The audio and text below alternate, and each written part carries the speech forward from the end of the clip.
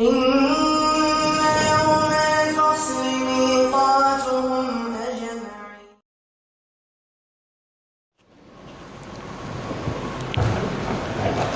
بسم الله الرحمن الرحيم.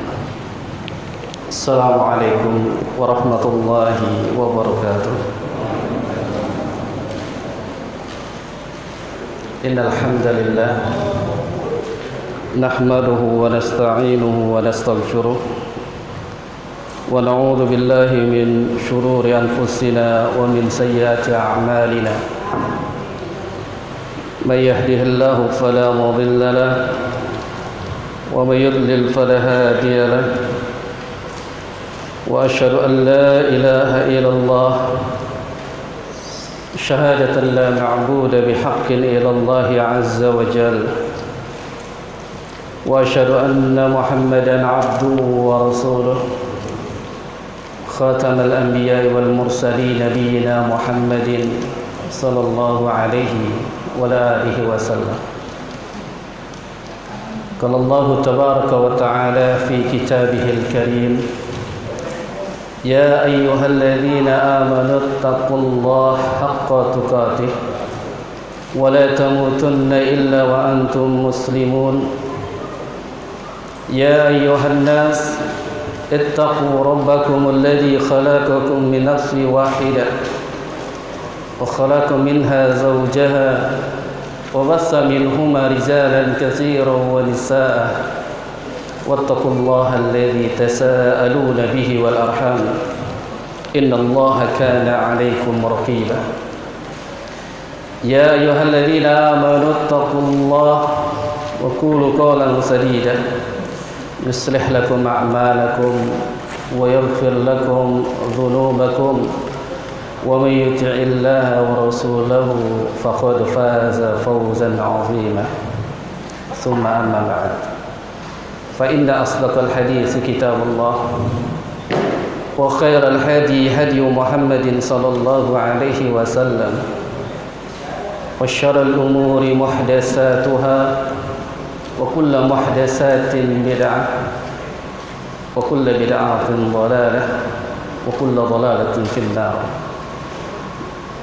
إخواني وأخواتي في الدين، معاشر المسلمين والmuslimat rahimani rahimakumullah. Yang pertama, kita bersyukur kepada Allah Jalla Jalaluh, bersyukur atas karunia limpahan nikmat yang telah diberikan kepada kita, dan alhamdulillah nikmat tersebut masih kita rasakan sampai saat ini.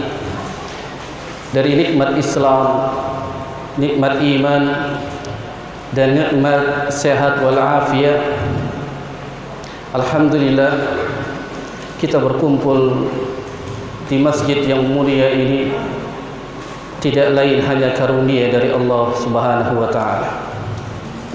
Kita kirimkan salam dan salawat kepada baginda Nabi Muhammad sallallahu alaihi wa alihi wasallam beserta keluarga dan para sahabatnya, dan semoga umatnya yang selalu istiqamah menegakkan sunnahnya dari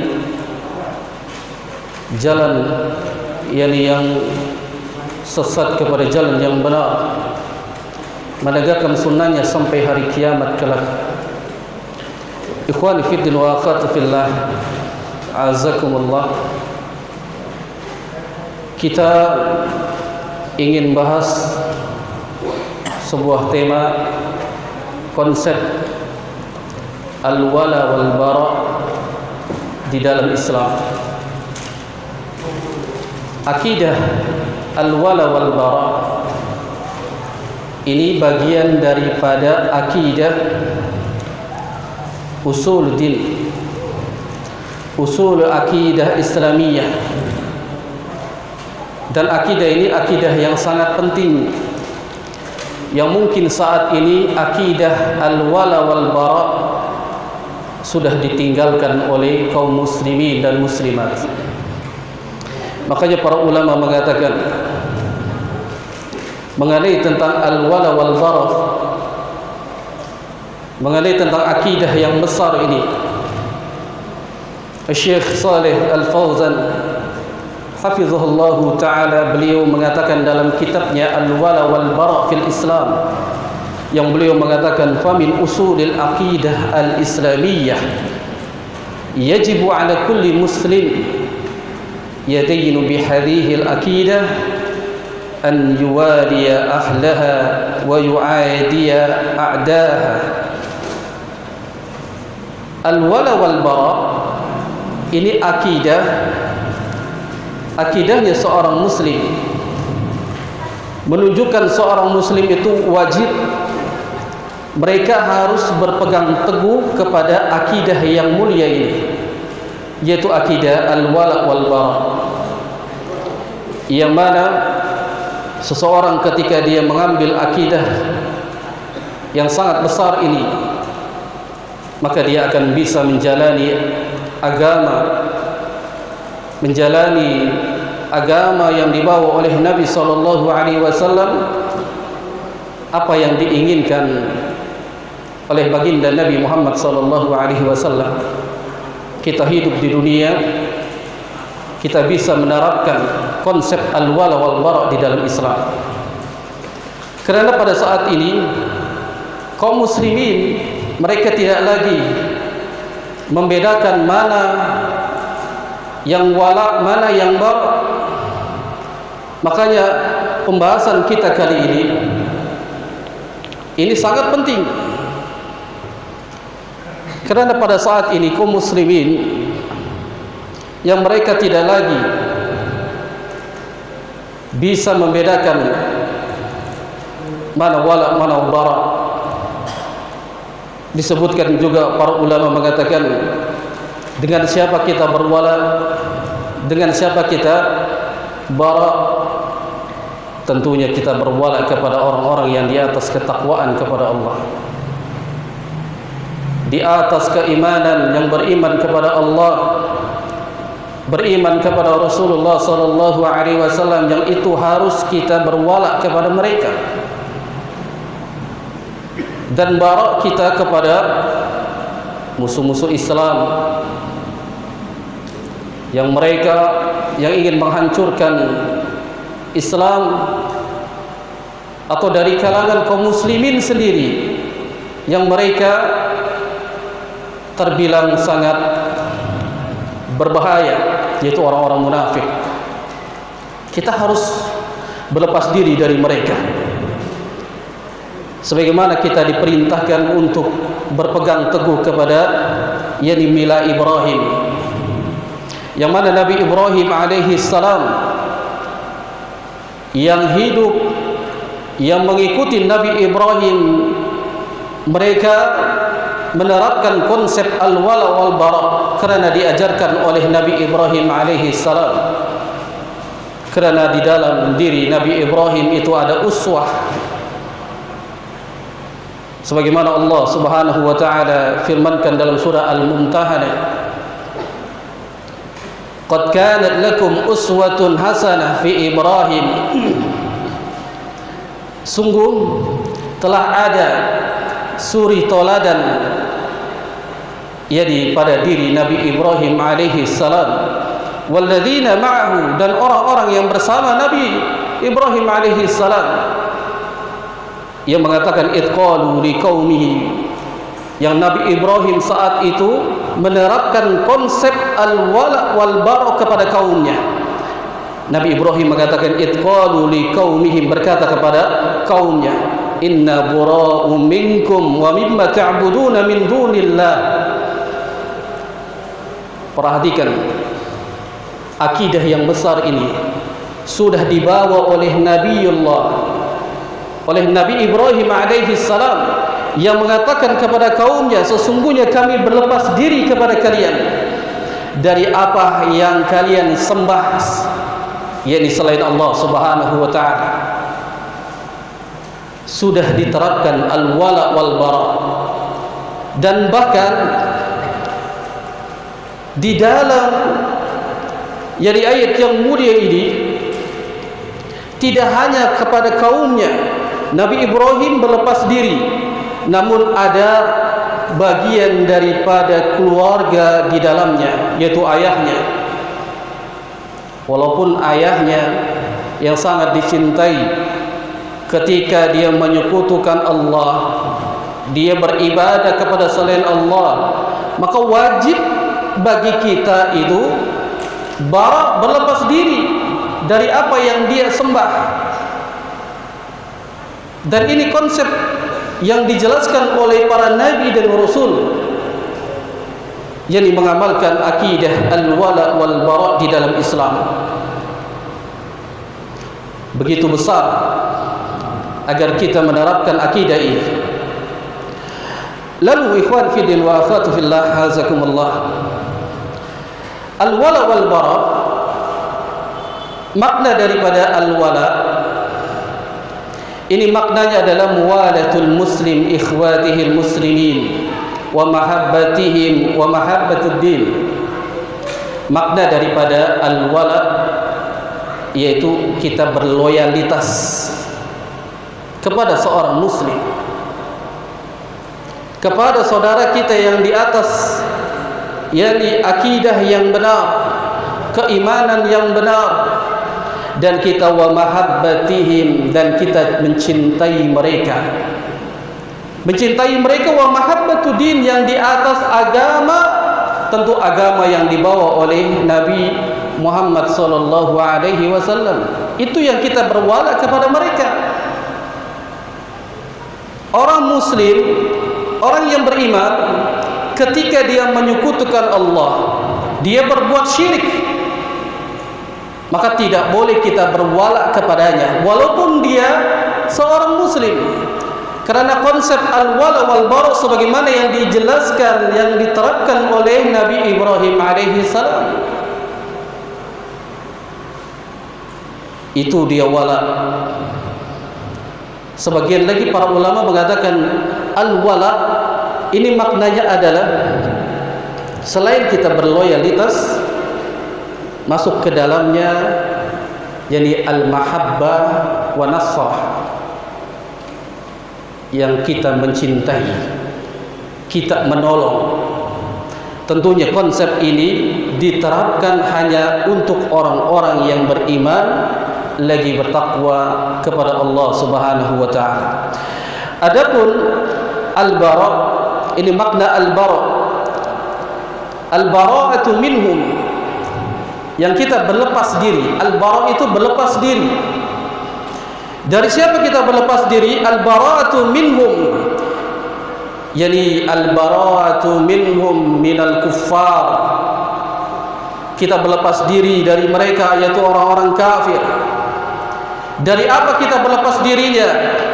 Wa min a'malihim, dari segala perbuatan yang dilakukan oleh mereka. Dan juga kita berlepas diri wa ma'budatihim, dari apa yang dia sembah, kita harus berlepas diri. Dan juga wa'adatihim, dari kebiasaan mereka, dan kita harus berlepas diri. Ini makna al-bara. Maka kita harus paham dalam akidah yang besar ini, akidah al-wala wal bara, bagaimana konsep menerapkan akidah ini di dalam agama kita. Kerana kaum muslimin salah paham ketika akidah ini datang dijelaskan oleh Nabi sallallahu alaihi wasallam, lalu diamalkan oleh para sahabat radhiyallahu taala anhum, tabi'in, tabi'ut tabi'in, generasi salaf mengamalkan akidah yang besar ini. Tapi kaum muslimin mereka salah paham. Mereka benar-benar berlepas diri dari segalanya. Padahal yang dimaksudkan kita berlepas dirinya dari mereka, jadi al-bara'atu minhum, ini dijelaskan oleh para ulama, dari apa yang dia sembah kita berlepas diri. Dari kebiasaan mereka kita berlepas diri. Adapun bermuamalah, dalam hal dunia kita diperintahkan untuk bermuamalah dengan siapa saja. Tidak memilah-milih mana muslim, mana kafir. Ini tentang masalah muamalah. Sama siapa saja kita boleh bermuamalah. Lihat Nabi SAW ketika pula menerapkan al-wala wal bara sebelum hijrah ke kota Madinah, beliau SAW berdakwah di kota Mekah, dan Nabi SAW hidup di lingkungan, di kalangan orang kafir Quraisy. Bermuamalah Nabi SAW dari sebagian keluarganya, mereka pun sama, orang-orang kafir Quraisy. Nabi SAW bermuamalah dengan mereka. Namun ketika datang yang menjadi kebiasaan mereka dari ibadahnya, dari kebiasaan berpakaiannya, dari kebiasaan jadi mengadakan perayaan-perayaan yang mereka lakukan, Nabi SAW bara'u minhum, berlepas diri dari mereka. Ketika datang ke kota Madinah, dan Nabi SAW pun menerapkan akidah al-wala wal bara ini agar para sahabat tahu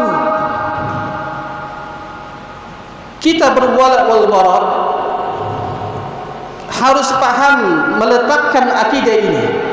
Nabi SAW ketika hijrah ke Madinah, beliau SAW memiliki tetangga seorang Yahudi. Bagaimana perilaku Nabi kepada orang Yahudi tersebut?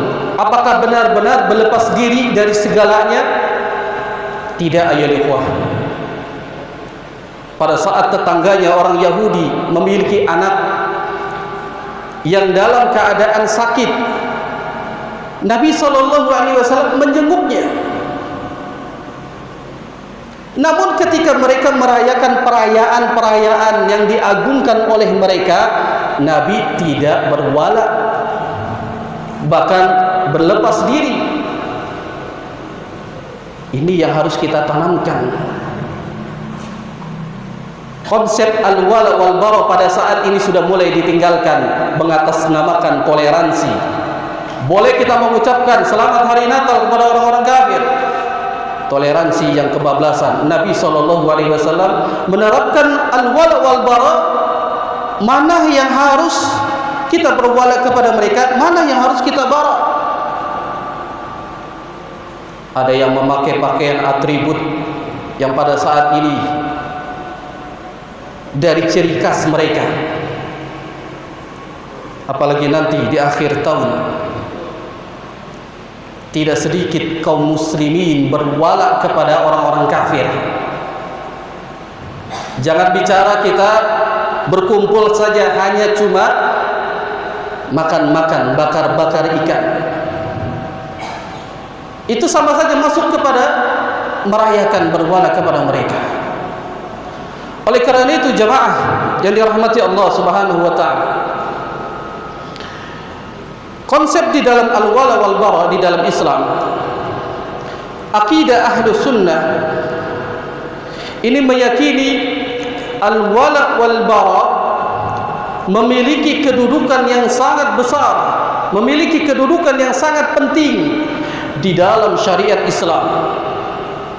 Salah satu akidah al-wala wal bara masuk ke dalam kalimat tauhid la ilaha illallah, yang sepakat kaum muslimin dan muslimat ingin mati di atas kalimat la ilaha illallah. Tapi yang mengucapkan la ilaha illallah tidak sedikit mereka terjerumus ikut-ikutan ke dalam perayaan orang-orang kafir. Padahal di kalimat tauhid la ilaha illallah itu ada di akidah al-wala wal bara. Sebagaimana para ulama menjelaskan, pada kalimat la ilaha illallah ini ada memiliki dua rukun. Rukun yang pertama ada al-isbat, yang kedua ada an-nafyu. La ilaha, tidak ada ilah yang berhak diibadahi. Ini masuk ke dalamnya al-bara. Kita berlepas diri. Kita tidak mau beribadah jadi kepada sesembahan selain Allah. Ilallah, di sini menetapkan al-wala'nya, kita beribadah melainkan hanya kepada Allah Subhanahu wa taala. Masuk dua rukun, an-nafyu wal isbat. Peniadaan, kita tidak boleh beribadah kepada selain Allah. Ilallah, kita tetapkan bahwasanya kita beribadah kepada Allah Subhanahu wa taala. Sebagaimana Allah Subhanahu wa taala menyebutkan dalam surah An-Nahl pada ayat ke-36, ani'budullah wajtanibut taghut. Ani'budullah, sembahlah Allah saja. Ini masuk ke dalamnya al-wala. Kita beribadah hanya kepada Allah, menyembah kepada Allah. Wajtanibut taghut, tinggalkan taghut, sesembahan selain Allah. Al-bara, di sini kita tanamkan, kita berlepas diri dari sesembahan selain Allah Subhanahu wa taala. Ini konsep daripada al-wala wal bara. Yang kedua, bahwasanya akidah al-wala wal bara ini masuk ke dalam yang dapat mengkokohkan iman kita. Dalam hadis yang dikeluarkan oleh al-Imam Nasa'i dan al-Imam Ahmad, hadis ini derajatnya sahih sebagaimana yang disepakati oleh al-Imam Bukhari dan al-Imam Muslim, sebagaimana yang dikatakan oleh Syekh Syu'aib Al-Arnud. Hadisnya dari jalan sahabat yang mulia Anas bin Malik radhiyallahu ta'ala anhu, yang mana sahabat Anas bin Malik berkata, pada saat itu Nabi SAW datang ke kota Madinah. Lalu dilihatlah oleh Rasul SAW penduduk Madinah, mereka sedang merayakan dua hari raya yang pada masa jahiliyah terdahulu. Padahal sahabat penduduk Madinah sudah masuk ke dalam Islam. Lalu Rasulullah menghampiri penduduk Madinah dan bersabda kepada mereka, qadimtu alaikum walakum yawmani tal'abuna fihima, fa inna allaha qad abdalakum yawmaini khairan minhuma, yawmal fitri wa yawmal nahr. Kata Nabi SAW berkata kepada penduduk Madinah, aku datang kepada kalian sedangkan kalian memiliki dua hari yang diagungkan. Dua hari ini diagungkan, dijadikan bermain dan bersenang-senang pada masa jahiliyah terdahulu. Lalu Rasulullah SAW menegaskan kepada penduduk Madinah, fa innallaha qad abdalakum yaumaini khairan minhuma, sesungguhnya Allah Jalla Jalaluhu telah mengganti dua hari raya tersebut dengan yang lebih baik, yaitu hari raya Idul Fitri dan Idul Adha. Hadis yang mulia ini salah satu kokohnya tali iman yang harus dimiliki oleh seorang muslim.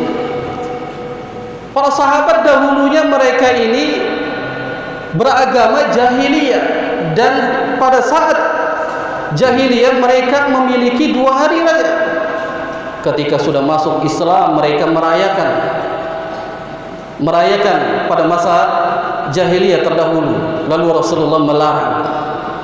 Islam harus berlepas diri dari perayaan-perayaan selain yang telah ditetapkan dalam syariat Islam. Ini akidah yang besar, akidah yang harus ditanamkan kepada keluarga kita, tanamkan kepada anak kita, istri kita, orang tua kita. Kerana pada saat ini akidah ini sudah mulai punah. Tidak sedikit anak kita ikut merayakan perayaan orang-orang kafir. Tidak sedikit orang tua kita ikut merayakan. Sudah mulai punah akidah ini. Makanya Nabi SAW melarang penduduk Madinah untuk merayakan hari raya pada masa jahiliyah terdahulu. Allah telah menggantikan yang lebih baik, yaitu Idul Adha dan Idul Fitri. Dan ini menjadi kokoh keimanan para sahabat agar meninggalkan kebiasaan yang terdahulu. Oleh karena itu, faidah yang dijelaskan oleh para ulama, para sahabat saat itu baru saja hijrah ke Islam. Kalau akidahnya tidak kuat, imannya tidak kuat, mereka akan merayakan perayaan yang dahulu.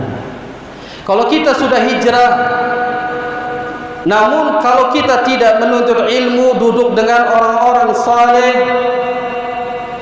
kita akan kembali melakukan sesuatu pada masa kita jahil, sebagaimana para sahabat. Berarti orang yang merayakan pada saat ini, mengucapkan selamat perayaan orang-orang kafir, memakai atribut yakni menjadi simbol agama mereka, atau nanti merayakan di pergantian tahun mereka, yakni memarakan acara malam itu, akidah dan imannya lemah. Ajarkan kepada keluarga kita harus berlepas diri. Ini konsep daripada al-wala wal bara dalam Islam, agar kokoh iman kita untuk meninggalkan perayaan-perayaan yang diagungkan oleh orang-orang kafir. Oleh karena itu, dalam sabda Nabi sallallahu alaihi wasallam yang diriwayatkan dari Al-Bara' bin Azib radhiyallahu taala anhu, yang mana Nabi sallallahu alaihi wasallam sabdakan, inna awsatu 'aral iman an tahibba fillah wa tabghada fillah. Tali simpul keimanan yang paling kuat, yang paling kokoh adalah mencintai karena Allah, membenci karena Allah. Kita harus membenci karena Allah Subhanahu wa ta'ala. Jika ada orang-orang Islam mengadakan acara perayaan orang-orang kafir, kita benci kepada mereka. Ini sikap kita barak kepada mereka. Sebagaimana makna yang di awal dijelaskan, kita berwala kepada orang muslim yang di atas keimanan yang benar, di atas ketakwaan kepada Allah Subhanahu wa ta'ala. Kalau seorang muslim itu dia melakukan sesuatu yang dilarang dalam syariat Islam, walaupun itu adalah bagian daripada keluarga kita, kita harus berlepas diri, marah, benci karena Allah Subhanahu wa ta'ala. Ini konsep daripada al-wala wal bara. Kemudian ikhwan fiddin, akhwati fillah, azakumullah, tercapainya kesempurnaan iman ini pun masuk ke dalam akidah al-wala wal bara, sebagaimana al-wala disebutkan maknanya adalah al-mahabbah, cinta. Yang dimaksudkan al-mahabbatu fillah, cinta karena Allah Subhanahu wa ta'ala. Maka siapa orang yang cinta sesuatu itu karena Allah, maka sungguh dia telah mendapat sempurnanya iman. Siapa yang membenci karena Allah, dia mendapat kesempurnaan iman dengan mengamalkan konsep al-wala wal bara ini. Rasulullah sallallahu alaihi wasallam sabdakan dalam hadis yang dikeluarkan oleh Abu Umamah, yang mana Nabi sallallahu alaihi wasallam sabdakan, man ahabba lillahi wa abghada lillah wa a'ta lillah wa mana'a lillah faqad istakmala al-iman. Barang siapa yang dia cinta karena Allah, siapa benci karena Allah, siapa dia memberi sesuatu karena Allah, tidak memberi karena Allah, maka sungguh istakmalal iman, sempurnanya imannya. Imannya telah sempurna.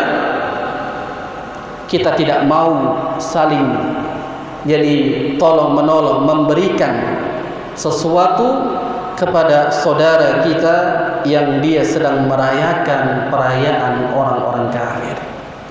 Kita tidak memberi karena Allah, karena syariat melarang. Kita benci kepada mereka kerana mereka telah berbuat, yakni melanggar syariat Islam. Ini konsep di dalam kita memegang akidah yang besar ini. Kemudian yang selanjutnya bentuk wala. Ini al-wala, konsep di dalam Islam, kepada siapa kita berwala. Agar kita paham, al-wala yang dijelaskan dalam Islam, yang pertama adalah kita berwala kepada kaum muslimin. Ingat, kepada kaum muslimin. Di antara bentuk wala, loyalitas kepada kaum muslimin, yang pertama adalah kita membantu dan menolong kaum muslimin, baik di dalam urusan agama, baik di dalam urusan dunia, baik dengan jiwanya, dengan hartanya. Kita menolong kaum muslimin, membantu kaum muslimin. Kerana Allah Subhanahu wa taala firmankan, wal mu'minuna wal mu'minat, jadi ba'duhum awliya'u ba'd. Orang-orang yang beriman, laki-laki dan perempuan, mereka sebagian mereka menjadi penolong dari sebagian mereka. Ini yang diajarkan oleh Islam. Jika seorang muslim membutuhkan pertolongan, kita tolong mereka, kita bantu mereka, kerana ini bentuk berwala kepada kaum muslimin. Jangan kita benci kepada kaum muslimin, tapi kita senang cinta kepada orang-orang kafir. Sudah mulai banyak diterapkan akidah ini. Kalau melihat sesama muslim, na'udzubillah, benci dan bahkan ingin membunuhnya. Namun ketika dengan orang-orang kafir, mereka bermesraan, cinta dengan mereka. Dan ini bukan konsep dalam al-wala wal bara yang benar dalam Islam. Kemudian yang kedua, kita memberikan nasihat kepada kaum muslimin. Nasihati jika memang kaum muslimin itu memiliki kesalahan. Tidak boleh menghina, tidak boleh menipu mereka sesama kaum muslimin. Sebagaimana yang disebutkan jadi hadis dari jalan sahabat Abu Hamzah Anas bin Malik radhiyallahu taala anhu, yang Nabi SAW sabdakan, la yu'min ahadukum hatta yuhibba li akhihi ma yuhibbu li nafsi. Tidaklah sempurna iman seseorang sampai dia mencintai saudaranya sebagaimana dia mencintai dirinya sendiri. Kita harus mencintai mereka, dan kita tidak boleh membohongi, menghina kaum muslimin. Kerana seorang muslim dengan muslim yang lainnya ini adalah bersaudara. Al-muslimu akhul muslim. Muslim dengan muslim yang lainnya ini mereka bersaudara dan memiliki haknya. Tidak boleh la yadhlimuhu wa la yakhdhulu. Tidak boleh kita menzalimi mereka. Tidak boleh kita yakni menghina kaum muslimin yang lain. Kerana Nabi SAW menjaga darahnya seorang muslim haram untuk ditumpahkan. Ini terjaganya antara muslim dengan muslim yang lain, agar kita berlaku baik kepada mereka, mencintai mereka. Jangan sampai kita tumpahkan darahnya. Yang Nabi SAW, al-muslimu 'alal muslim haramun damuhu wa maluhu wa 'irduhu. Muslim dengan muslim yang lain itu diharamkan darahnya, hartanya, dan pula kehormatannya. Haram kita mengambil hartanya, haram kita tumpahkan darahnya, haram kita menginjak-injak kehormatannya, kecuali yang dibenarkan dalam syariat Islam. Boleh kita mentumpahkan darahnya kalau memang dia melanggar syariat Islam. Boleh kita menghina, mengambil hartanya kalau dia tidak mau mengeluarkan zakat. Ini yang harus diperhatikan. Dan tidak boleh kita membohongi mereka kaum muslimin. Yang kata Nabi SAW, man ghasyana falaysa minna. Barang siapa yang berlaku curang, dia bukan bagian daripada umatku, bukan bagian dari golongan kami, kata Nabi. Ini sudah tidak ada lagi berwala dengan kaum muslimin. Ketika mereka bisnis, berjual beli, mereka berani menipu saudaranya, berani dia mengurangi timbangannya. Padahal konsepnya kita harus menolong mereka, mencintai mereka sesama muslim, namun malah dicurangi, dibohongi. Nabi SAW menyebutkan, jadi man ghassana falaysa minna, bukan bagian dari golongan kami orang yang seperti itu. Lalu yang ketiga, al-wala wal bara. Hendaknya kita harus bersatu bersama jamaah kaum muslimin. Tidak boleh kita memisahkan dari jamaah. Yang dimasukkan jamaah di sini adalah jamaah yang di atas ketaatan kepada pemimpin, di atas kebenaran, yang dia tidak boleh memisahkan diri dari jamaah, dan dia saling tolong menolong dan beramar ma'ruf nahi munkar. Kerana konsep di dalam al-wala wal bara, Allah Subhanahu wa taala menyebutkan ta'awanu 'alal birri wat taqwa, tolong menolong di dalam berbuat takwa kepada Allah. Wala ta'awanu 'alal ismi wal 'udwan, jangan saling tolong menolong di dalam berbuat dosa dan maksiat. Ini hendaknya kita harus tolong menolong di atas ketakwaan kepada Allah, tidak boleh memisahkan diri. Ini berwala wal bara. Yang keempat, bersikap lemah lembut terhadap orang yang lemah di antara kaum muslimin dan muslimat. Siapa orang yang ketika dia tidak berlemah lembut kepada sesama muslim, maka dia bukan bagian dari golongan Nabi SAW. Laisa minna man lam yarham saghirana wa ya'rif syarfa kabirana. Siapa orang yang tidak sayang kepada yang kecil, tidak hormat kepada yang besar, jadi tidak hormat kepada yang lebih tua, maka sungguh laisa minna, bukan bagian dari golongan kami. Sudah banyak kaum muslimin yang mereka tidak sayang dengan orang-orang yang lemah, tidak lagi ada hormat kepada orang yang lebih tua. Padahal Nabi SAW menyebutkan, jika kita menghormati kepada orang yang lebih tua, ini bagian daripada konsep kita berwala wal bara. Kita mencintai mereka yang lebih tua, kita hormati. Lalu yang lemah kita sayangi. Dan ini bagian daripada kita mengamalkan akidah yang mulia ini. Lalu yang kelima, menunaikan hak kaum muslimin, menunaikan haknya, agar kaum muslimin dengan muslim yang lain harus menunaikan haknya. Kita memiliki hak, antum sekalian memiliki hak kepada muslim yang lainnya, yang mana Rasul SAW menyebutkan hakul muslim ala muslim sittun. Hak muslim kepada muslim yang lainnya dikatakan oleh Nabi SAW itu ada 6. Apa saja hak itu? Qila ma hunna ya Rasulullah. Para sahabat bertanya, apa saja ya Rasulullah?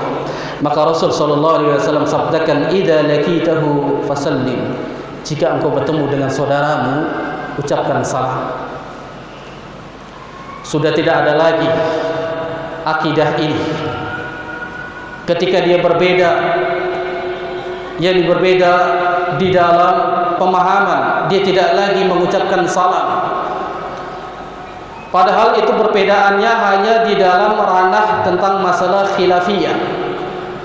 Tapi sudah tidak lagi mengucapkan salam, tidak lagi menghormati kepada yang lebih tua. Ini kesalahan yang besar, ayat ikhwah. Kita semakin banyak menuntut ilmu, bukan malah menjauh dari kaum muslimin. Tidak, dekati mereka, kita berwala kepada mereka. Selama seorang muslim itu tidak berbuat yakni syirik, menyekutukan Allah Subhanahu wa taala, kita wajib mencintai mereka. Lalu kata Nabi sallallahu alaihi wasallam, "Wa idza da'aka fa'ajibhu." Apabila saudaramu yakni mengundang, maka datangilah. Datangi. Jangan malah kita tidak datang. Namun konsep di dalam kita diundang kepada saudara kita, selama undangan tersebut di dalamnya tidak ada dosa dan maksiat, maka wajib kita mendatanginya. Namun kalau ada di dalamnya perbuatan kemungkaran, ada dosa dan maksiat, maka haram kita mendatangi undangan tersebut. Syekh Shalih Al-Utsaimin rahimahullahu taala menjelaskan, ketika seorang muslim diundang untuk datang ke walimahnya atau diundang kepada sesuatu acara, jadi makan-makan atau acara yang lain, namun ketika datang di dalamnya ada maksiat,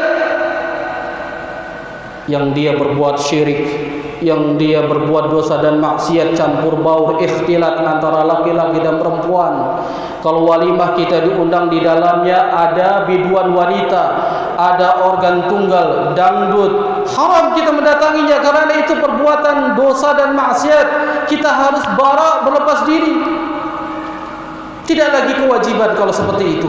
Namun kalau tidak ada kemungkaran, tidak ada dosa dan maksiat, fa'ajibhu, datangi. Wajib hukumnya. Jangan dibilang enggak enak. Yang mengundang orang kafir, padahal acara makan-makan perayaan mereka, kalau enggak datang kan enggak enak, tetangga, saudara, atau yang lainnya, beralasan toleransi. Islam jangan diajarkan toleransi. Umat Islam, agama Islam ini agama yang sangat toleransi kepada agama lain. Namun kalau masalah akidah, masalah iman, kita harus kuat. Bisa bedakan mana akidah, mana iman, mana muamalah, mana yang masuk ke dalam akidah. Jangan ajarkan Islam untuk bertoleransi. Islam sudah toleransi sangat baik, diajarkan Nabi SAW. Namun kita sebagai umatnya tidak bisa menerapkan konsep al-wala wal bara di dalam Islam, hingga akhirnya mereka berwala seluruhnya mengatasnamakan toleransi. Ini toleransi yang kebablasan, tidak dibenarkan. Cukuplah kita mengikuti akidah, mengikuti manhajnya para sahabat Nabi SAW. Lalu kewajiban yang lain, wa idza istansahaka, jadi fansah. Apabila saudara sesama muslim minta dinasihati, maka nasihatilah. Karena agama kita adalah agama nasihat, yang Nabi SAW menyebutkan ad-dinu an-nasihah. Agama itu adalah nasihat.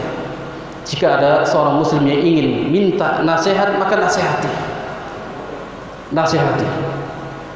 Wa idza atasa amidallah, apabila seorang muslim itu dia bersin mengucapkan alhamdulillah, jadi fasammithu, maka jawab, ucapkanlah dengan ucapan yang baik, jadi yarhamukallah.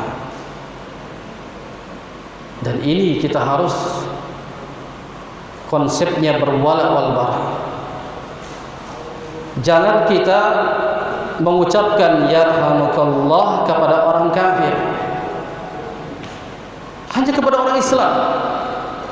Jika dia bersin maka kita doakan dia, dan Islam telah mengajarkan demikian. Maka pada saat ucapan yakni salam diketahui oleh orang-orang Yahudi, orang-orang kafir yang mereka tahu kandungan di dalamnya, yaitu keselamatan, assalamualaikum, keselamatan atas kalian. Lalu ketika orang Yahudi itu mendengar, maka dia ucapkan salam kepada kaum muslimin. Maka kita sebagai seorang muslim, sahabat diajarkan oleh Rasulullah sallallahu alaihi wasallam, ketika orang kafir mengucapkan salam kepada kalian, maka jangan jawab waalaikumsalam, melainkan waalaikum. Kenapa demikian? Karena pada saat itu dijelaskan oleh para ulama, orang Yahudi ini ingin mengucapkan kecelakaan kepada Nabi sallallahu alaihi wasallam, yang dia plesetkan assalamualaikum, yang diplesetkan dengan assalamualaikum, yang artinya binasalah engkau. Namun Rasulullah sallallahu alaihi wasallam menjawab waalaikum, dan kepada engkau pula binasa. Maka turunlah hadisnya yang dikeluarkan oleh Imam Muslim, dicantumkan dalam kitab Bulughul Maram min Adhil Ahkam, yang Al-Imam As-Sun'ani rahimahullahu ta'ala menjelaskan dalam kitab yang Subulus Salam, apabila seorang kafir mengucapkan salam kepada kita, maka kita cukup menjawab dengan waalaikum.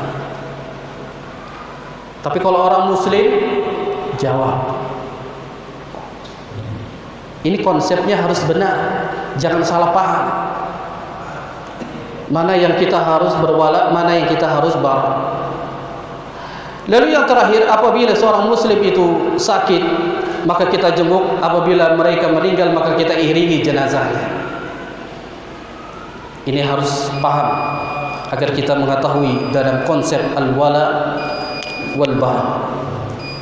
Baik, Allahu a'lam bishawab. Nanti insyaallah kita lanjutkan setelah salat Isya berjamaah. Aku qouli hadza wa astaghfirullah li wa lakum. Assalamualaikum warahmatullahi wabarakatuh. Waalaikumsalam.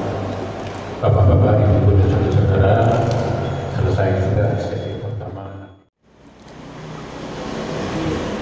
Bismillahirrahmanirrahim. Alhamdulillah. Alhamdulillahi rabbil alamin. Wassalatu wassalamu ala Rasulillah wa ala alihi wa sahbihi wa man tabi'ahum bi ihsanin ila yaumiddin. Amma ba'd. Jemaah kaum muslimin dan muslimat rahimakumullah, ada sebuah pertanyaan. Saya seorang muslim, bagaimana hukumnya mengucapkan selamat Natal? Sebagaimana yang telah kita jelaskan, hari Natal adalah hari perayaan orang-orang kafir, yang mereka meyakini bahwasanya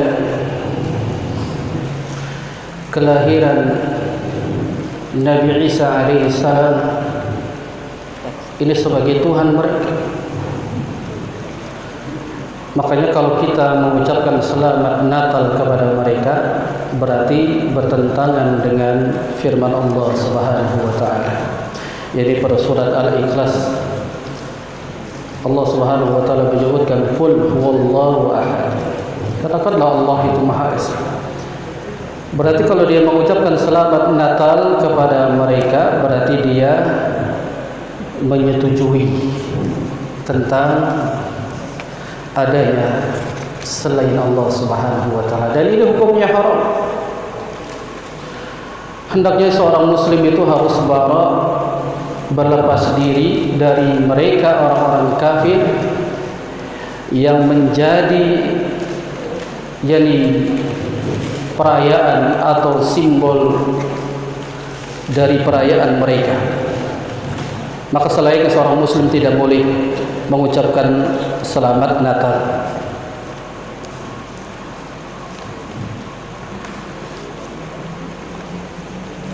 Pertanyaan yang kedua, apa saja bentuk cinta dan benci karena Allah dan Rasul sallallahu alaihi wasallam? Bentuk cinta kita kepada Allah yang Rasulullah sallallahu alaihi wasallam, al-mahabbatu fillah, kita cinta karena Allah. Apabila seorang muslim itu yang dia di atas ketaatan kepada Allah, maka kita mengucapkan uhibbuka fillah, saya mencintaimu karena Allah, karena dia di atas ketaatan kepada Allah. Dan kita harus ini ada pada diri kita, berwala semacam ini. Siapapun dia, kalau dia di atas ketakwaan, di atas sunnah Nabi SAW, maka itu kita cinta karena Allah Subhanahu wa ta'ala. Maka kita katakan kepada mereka, uhibbuka fillah. Adapun konsep mengamalkan benci karena Allah, apabila seorang muslim yang dia sedang melakukan dosa dan maksiat, maka kita bencinya kepada orang tersebut karena Allah, karena dia sedang berbuat dosa dan maksiat kepada Allah. Sebagaimana Nabi Ibrahim yang benci terhadap ayahnya, yang ayahnya bagian daripada orang-orang penyembah berhala. Nabi Ibrahim benci karena Allah Subhanahu wa ta'ala.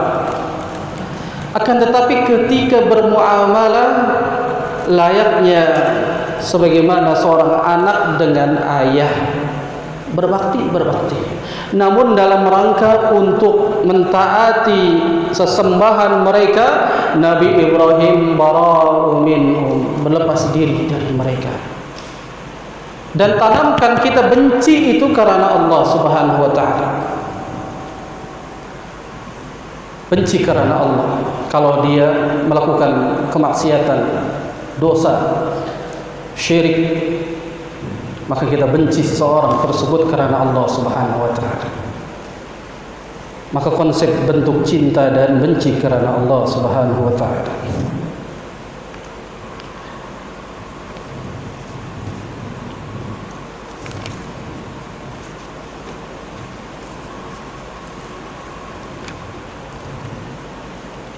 Bismillah. Afwan Ustaz, pertanyaan berikutnya, saya pengemudi online. Apabila saya mendapatkan order ke gereja atau tempat ibadah umat agama lain, lalu saya selalu cancel, apakah tindakan ana benar? Jazakumullahu khairan wa iyyakum. Konsep dalam kita bara terhadap orang-orang yang berprofesi ojol, jika memang mereka secara terang-terangan jelas minta diantarkan kepada jadi tempat ibadah mereka,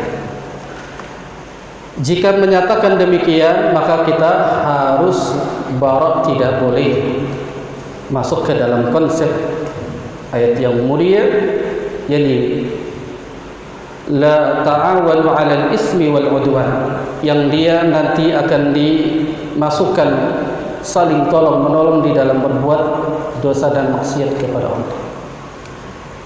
Kalau memang dia langsung sebagaimana Rasulullah sallallahu alaihi wasallam sabdakan,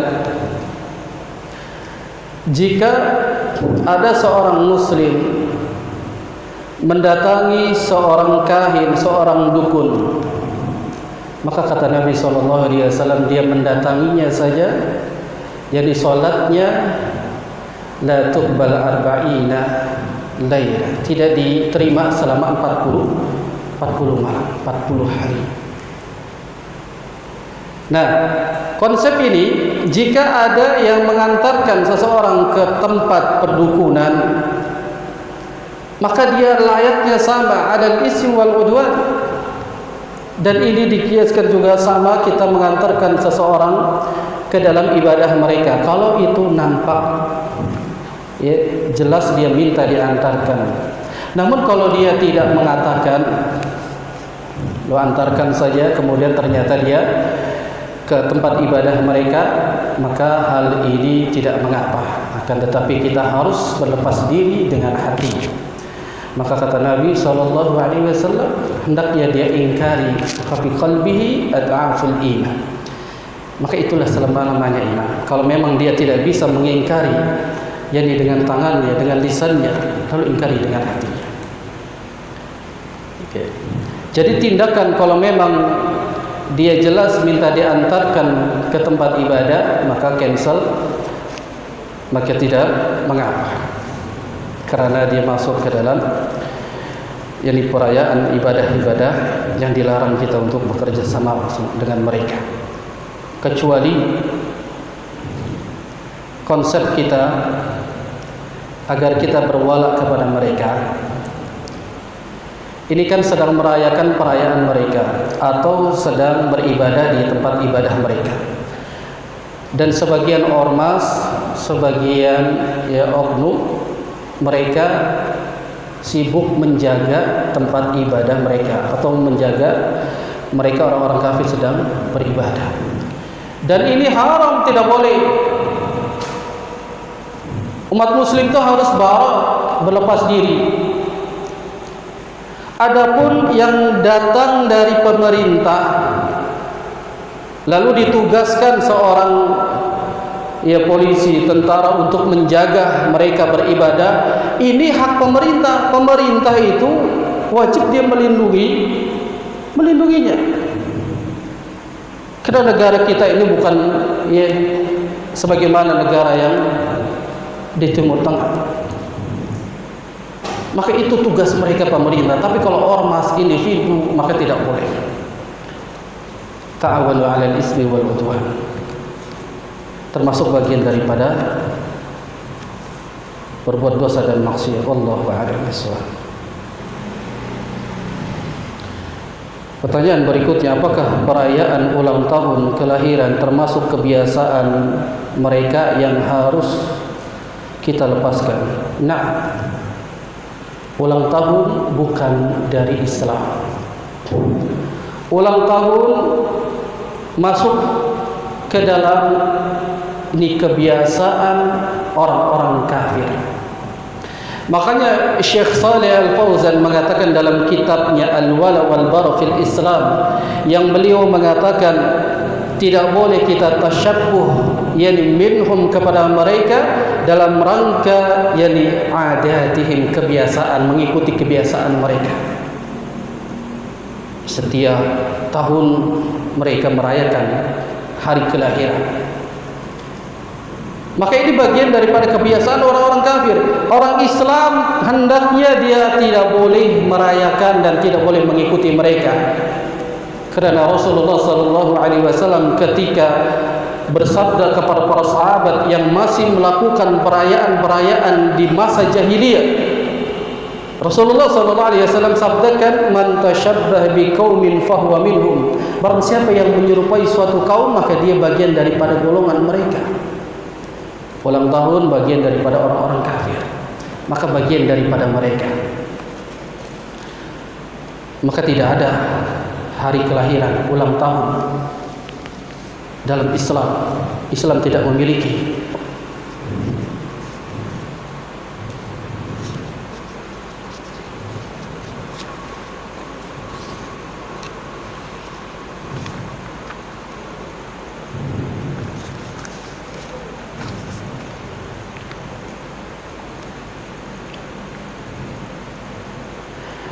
Assalamualaikum warahmatullahi.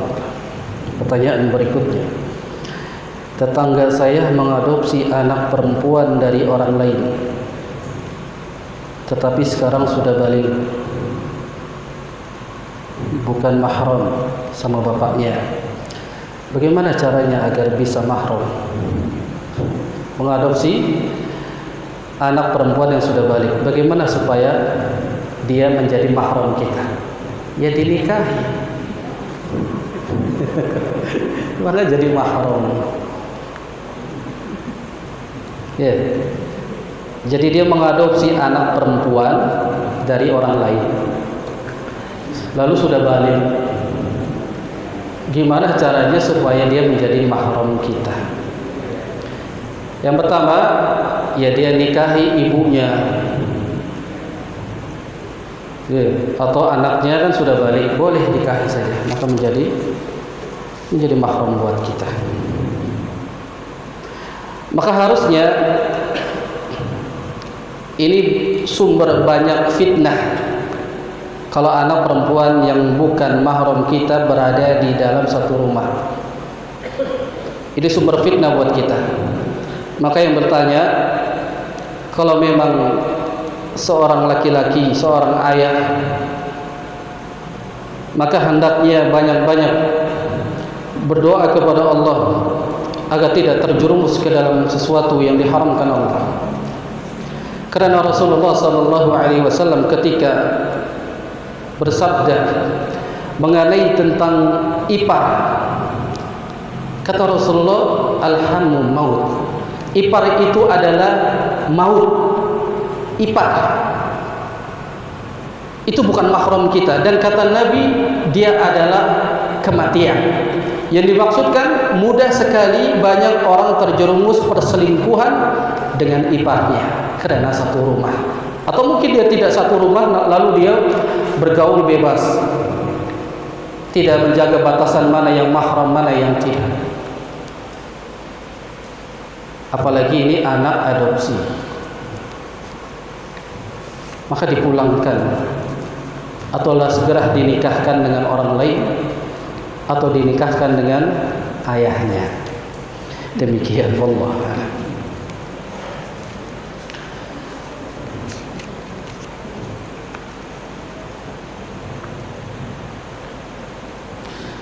Pertanyaan berikutnya, bagaimana batasan bermuamalah dengan orang tua yang kafir? Bolehkah mengunjunginya 1-2 hari setelah perayaan mereka? Baik. Batasan kita bermuamalah kepada orang tua kita yang kafir sampai mana? Ingat kisah sahabat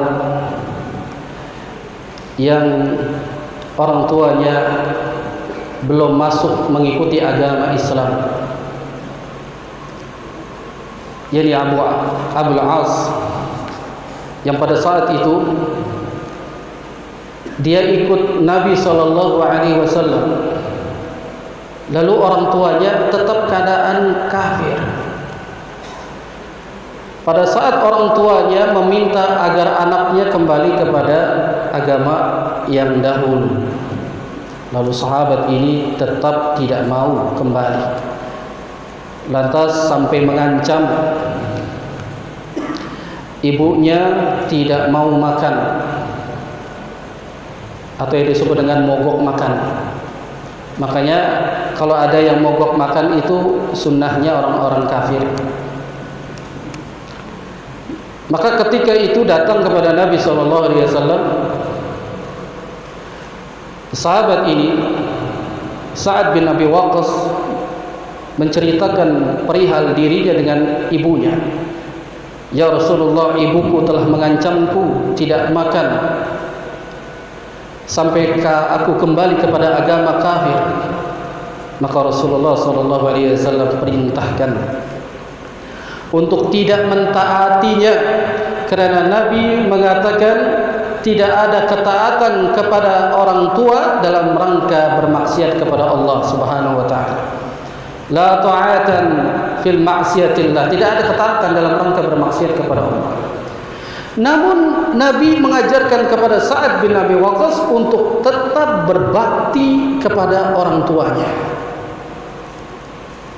Berarti konsepnya tetap dia berbakti kepada orang tua walaupun orang tuanya kafir. Sa'ad bin Abi Waqqas ketika selesai menimba ilmu, belajar kepada Rasulullah, pulang. Apa yang dibutuhkan ibunya dilayani. Namun dalam rangka untuk bermaksiat, untuk pindah lagi agama, untuk bermaksiat kepada Allah, Sa'ad bin Abi Waqqas tidak mengikuti arahan ibunya. Dan bahkan sampai mengatakan, wahai ibu, seandainya engkau memiliki nyawa lebih dari satu, lalu keluar, lalu masuk lagi, aku tidak akan pernah meninggalkan agama Rasulullah SAW. Ini konsepnya. Sahabat Sa'ad bin Abi Waqqas diajarkan Nabi untuk bermuamalah, berbakti kita diperintahkan walaupun orang tua kita kafir, selama itu tidak menyinggung tentang masalah keimanan dan akidah, maka boleh mengunjunginya 1-2 hari, atau selesai dia dari acara perayaannya, pulang ke rumah, datangi, berbakti kepada mereka. Karena bagian daripada berbakti ini ajaran Islam, ajarannya Nabi SAW. Maka tidak mengapa datangi. Yang kedua, jika ada tetangga yang kafir memberikan makanan ke rumah tapi tidak diberitahukan dalam rangka apa, bolehkah diterima? Kalau memang makanan itu jenis makanan yang tidak sesembelihan yang menjadi simbol untuk menyembelih perayaan mereka, maka tidak mengapa, makan, ambil. Kalau dia ragu, maka lebih baik tinggalkan. Diterima tapi jangan ditolak, ya. Terima tapi ditinggalkan, jangan dimakan. Karena seseorang yang ketika dia meninggalkan perkara yang syubhat, perkara yang meragukan, kata Nabi, dia telah menyelamatkan agamanya. Kalau dia ragu, tinggalkan. Kalau dia pada hakikat dia memberikan dan dia tidak mengatakan apa-apa, terima. Kalau mau dimakan, dimakan. Makanya di sini ada khilaf kalangan para ulama. Apakah boleh kita makan dari makanan perayaan mereka? Sebagian ulama mengatakan makan boleh, kecuali dari sesembelihannya. Karena sesembelihannya mereka diperuntukkan untuk selain Allah Subhanahu wa taala. Sebagian ulama mutlak tidak dimakan. Wallahu a'lam bishawab. Bolehkah menerima hadiah dari hasil bekerja, apalagi dari orang kafir, sedangkan bos membolehkan? Apakah termasuk hadiah khianat? Hadiah itu adalah dalam Islam namanya yaitu hibah. Kalau hadiah dari seorang bos yang dia memiliki perusahaan, memiliki di perdagangan atau yang semisalnya, lalu dia memberikan hibah, hadiah, maka hadiahnya selama tidak dalam rangka untuk menghancurkan Islam, menghancurkan akidah kita, maka boleh kita ambil. Itu hadiah, hibah, bukan khianat. Bedakan antara hadiah, hibah dengan sesuatu orang yang memberikan karena ingin ada sesuatu. Tapi kalau dia hibah dalam rangka kerjanya baik, kemudian dia rajin diberikan hadiah oleh bosnya, walaupun dia orang kafir, maka hadiahnya selama tidak bertentangan dengan syariat, maka boleh hibah jatuh.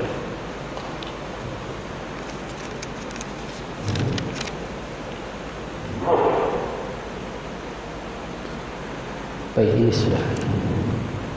Jika ada teman mengucapkan selamat Natal, apakah harus kita tegur? Kalau ada teman saudara kita mengucapkan selamat Natal, apa yang harus kita lakukan? Maka ucapan selamat Natal adalah kemungkaran. maka yang harus kita lakukan adalah menegurnya. Rasulullah SAW bersabda, "Idza ra'aita munkaran," apabila kalian melihat satu kemungkaran, falyataghayyir biyadihi, maka ingkari kemungkaran itu dengan tangannya. Fala yastati', apabila dia tidak sanggup, maka dengan lisannya. Falyataghayyir bilisanihi, dengan lisan sampaikan bahwasanya umat Islam adalah haram mengucapkan selamat Natal kepada orang-orang kafir. Sampaikan, ini kewajiban amar ma'ruf nahi munkar kepada mereka. Karena Nabi menyebutkan demikian. Idza ra'aita munkaran, jika melihat kemungkaran, falyataghayyir biyadihi falyastati' fabilisanihi. Lisan juga tidak bisa, takut misalkan dia tidak mau atau dia tidak sanggup untuk mengatakan dengan lisan, maka ingkari dengan hatinya. Jadi falyataghayyir biqalbi. Dengan itulah selemah-lemahnya iman. Maka tegur teman yang mengucapkan selamat Natal tersebut. Tidak layak seorang muslim mengucapkan demikian. Karena kita Islam dalam masalah akidah, masalah iman, ini ada konsep beragama. Bedakan antara iman, akidah yang menjadi pendirian kita. Kalau itu menyangkut ke dalam masalah iman, masalah akidah, masalah agama, masalah tentang beribadah, maka tidak boleh kita berloyalitas kepada mereka. Karena Allah Subhanahu wa taala menyebutkan wa lakum dinukum waliyadin. Jelas. Beda, itu sesembahan mereka, kita puja sesembahan sendiri. Namun dalam masalah muamalah kita sudah jelaskan, kita harus baik kepada mereka. Tidak boleh membencinya. Nabi SAW tidak pernah membenci orang-orang kafir selama mereka tidak memerangi Islam, yang disebut dengan kafir zimmi. Maka di dalam negara kita ini semuanya ya non muslim yang beragama ya selain Islam, mereka ini kafir zimmi yang mendapat keamanan dari pemerintah. Maka tidak boleh kita lukai, tidak boleh kita hancurkan. Makanya ada akidah-akidah yang menyimpang. Begitu dia melihat orang kafir, langsung lempar bom. Itu bukan Islam. Kita berlepas diri dari orang tersebut yang mengebom sana, ngebom gereja sini, mengebom lagi gereja sana. Itu bukan Islam, dan kita harus berlepas diri walaupun dia statusnya Islam. Karena Islam tidak mengajarkan demikian. Wallahu a'lam bishawab.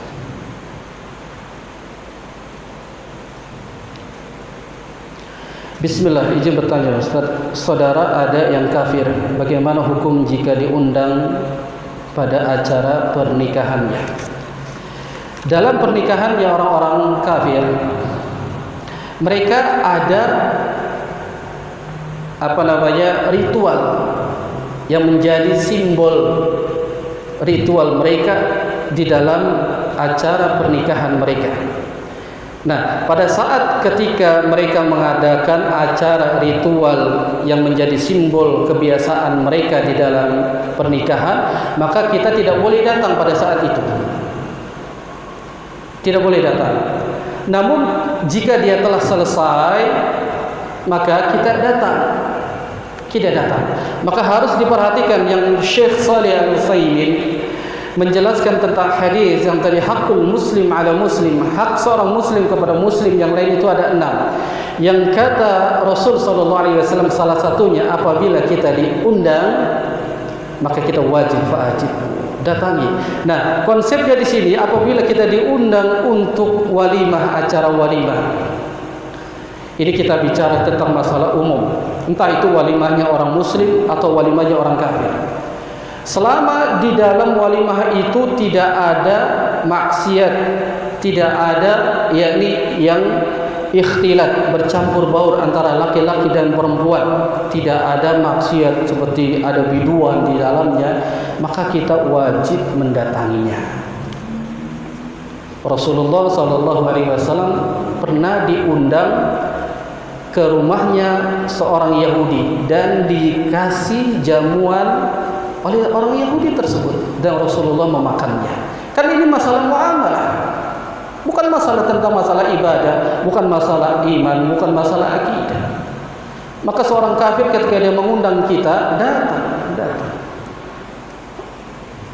Ini Rasulullah ketika bermuamalah dengan orang-orang kafir baik. Ya, tidak boleh terlalu ekstrim. Namun yang menjadi perayaan, menjadi sakral di dalam ritual itu, maka saat itu tidak boleh datang. Maka hindari dari acara yang sakral yang menjadi simbol mereka. Wallahu a'lam bishawab.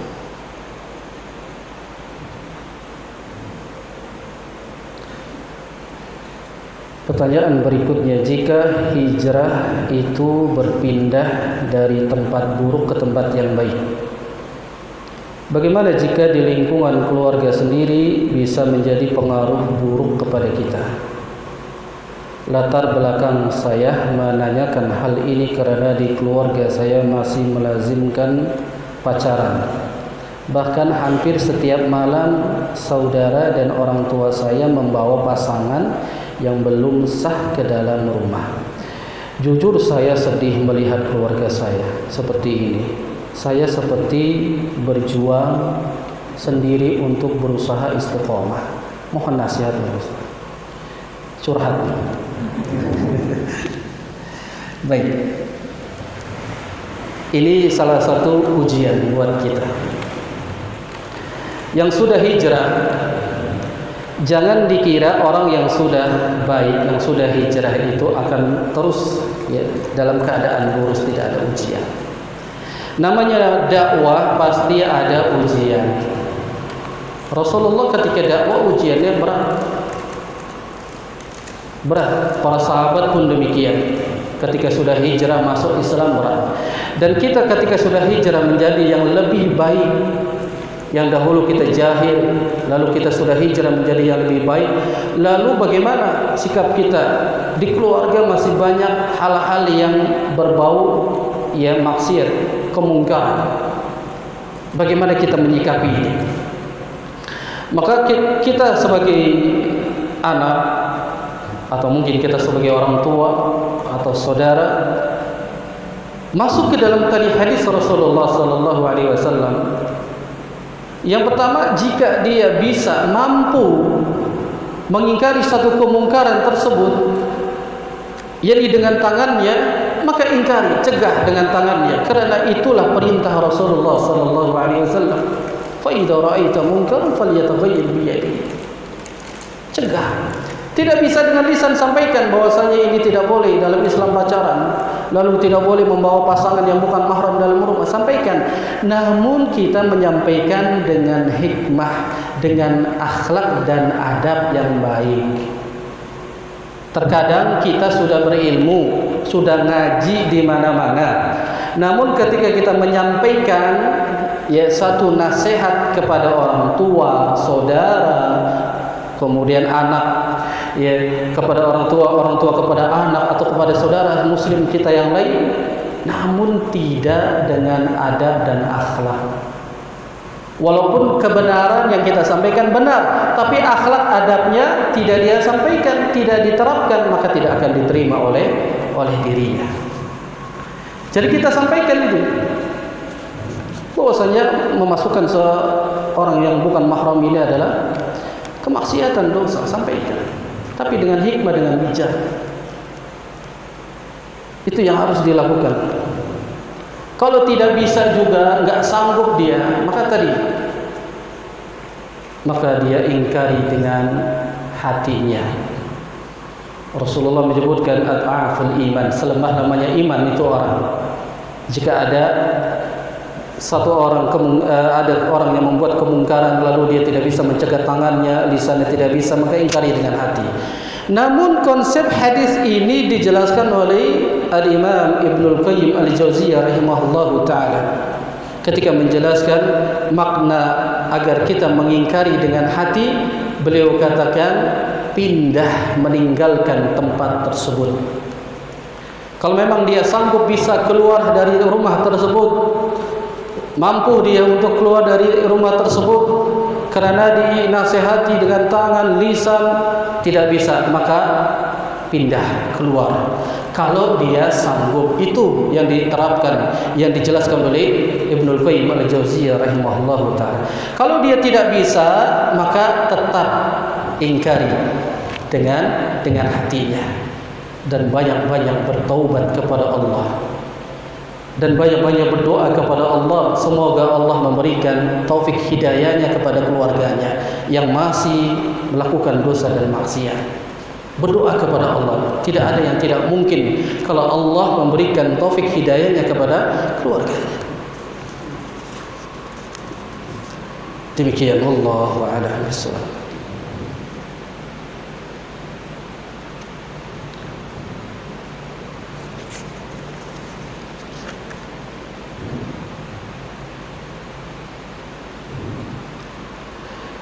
Bismillah, bagaimana jika orang kafir memberikan kita makanan saat hari saya mereka? Apa ini?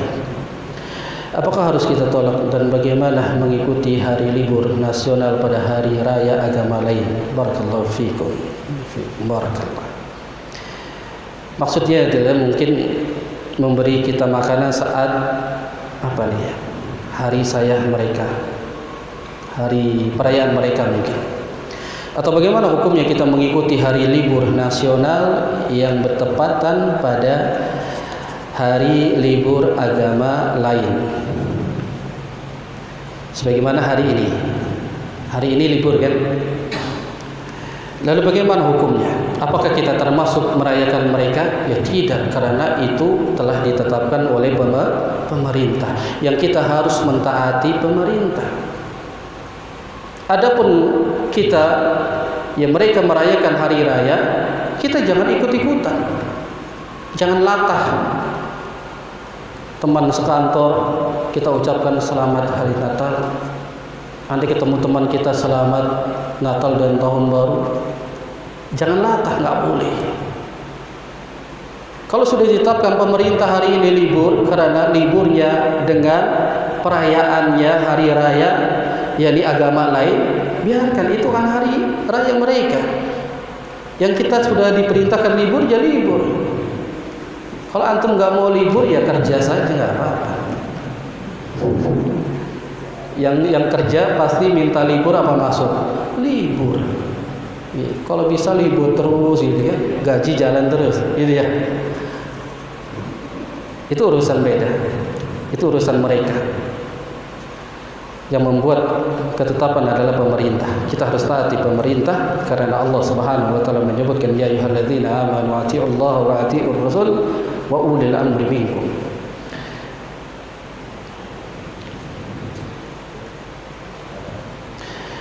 Bagaimana pandangan kita untuk saat ini ada kejadian untuk menentukan sikap supaya ketenangan dan kedamaian? Ada kejadian untuk menentukan sikap supaya tenang dan kedamaian. Jadi pandangan kita pada saat ini, yang harus kita lakukan, kita melihat kepada jadi maslahatnya dan mafsadahnya dalam negara kita pada saat ini. Negara kita sedang diuji oleh Allah Subhanahu wa taala dengan mungkin pemimpin-pemimpin yang tidak amanah, yang selalu berbuat zalim kepada rakyatnya. Maka kita sebagai muslim yang baik, yang pertama, kalau ingin dikatakan bagaimana menyikapi dengan ketentuan ya supaya tenang dan kedamaian, selama itu tidak membuat jadi kerusakan yang besar, kita tidak diperangi oleh orang-orang kafir, maka tetap kita dalam keadaan sabar. Dalam keadaan sabar. tidak ikut-ikutan, yakni tidak taat kepada pemerintah, maka konsepnya Nabi SAW menyebutkan tetap taat kepada yakni ulil amri, walaupun yang memerintahkan adalah budak dari Habasyah, jadi seorang budak yang hitam dari Ethiopia. Konsepnya dalam Islam itu seorang budak tidak boleh menjadi jadi ulil amri. Namun kalau seandainya kata Nabi dia menjadi ulil amri, dia memerintahkan, maka kita taat kepadanya selama itu tidak bermaksiat kepada Allah. Maka kita berdoa kepada Allah, jika memang ada satu yang membuat ketenangan, maka kita bersyukur kepada Allah. Kita tolong mereka agar damai negara kita ini, tidak ada keributan. Kalau misalkan di satu lain, ya, agar kita jadi mengikuti mereka supaya tenang damai di negara ini, bantu berwala kepada mereka, bantu kepada mereka. Dan ini masuk bagian daripada akidah kita. Kalau memang itu satu jalan untuk menjadikan tenang negara kita, tidak menjadi saling yakni ribut, membunuh muslim dengan muslim yang lainnya, kalau memang itu ada satu konsep yang membuat damai negara kita, maka kita dukung mereka dan kita tolong mereka. Ta'awwanu 'alal birri wat taqwa, saling tolong menolong di dalam berbuat takwa kepada Allah Subhanahu wa taala. Wallahu a'lam bishawab. Ini saja yang mungkin Anda bisa jawab. Yang benar datang dari Allah, adapun kesalahannya datang dari pribadi ana dan dari syaitan. Kita akhiri yakni dengan doa kafaratul majlis dari kajian kita malam ini. Semoga Allah Subhanahu wa taala meneguhkan hati kita, memberikan kita sikap yang kuat di dalam beragama, di dalam berwala dan bara. Aqulu qouli hadza wa astaghfirullah li wa lakum. Subhanakallah wa bihamdik, asyhadu an la ilaha illa anta, astaghfiruka wa atubu ilaik. Wassalamu alaikum warahmatullahi wabarakatuh.